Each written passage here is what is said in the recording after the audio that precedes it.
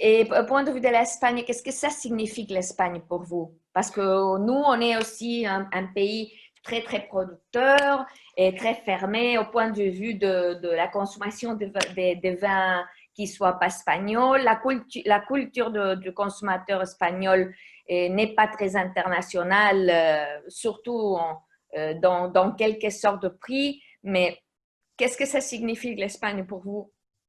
Ben, c'est-à-dire que l'Espagne, c'est un marché très important pour nous. Ça doit être le huitième marché de la Maison Latour. On a une présence très forte. Je pense qu'on doit être peut-être la principale marque de Bourgogne en Espagne. On est à moins 30%, ce qui correspond à la baisse de la Bourgogne en Espagne et puis à la baisse, j'ai regardé, à la baisse des vins français. Grosso modo, les vins français comme la Bourgogne, comme nous, c'est autour de moins 30%. Alors c'est beaucoup plus fort dans la restauration, mais on a vendu un peu plus chez les cavistes. On a un bon distributeur qui est Primas Marcas, qui fait un bon travail de On les proximité. connaît bien, Primeras Marcas. Ils ont eu un prix de notre magasin.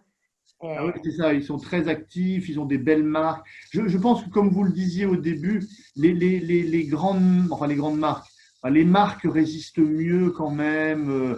Les consommateurs connaissent, ils font des tris. C'est pas le moment où c'est pas le moment de l'aventure en ce moment. Il y a certainement beaucoup de consommateurs qui vont vers les gens qui connaissent, que depuis des années, nous on vend en Espagne depuis plus de 40 ans.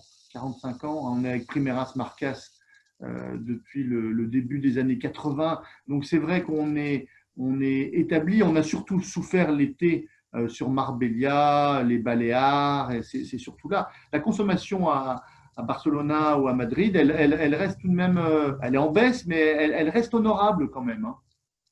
Elle reste honorable.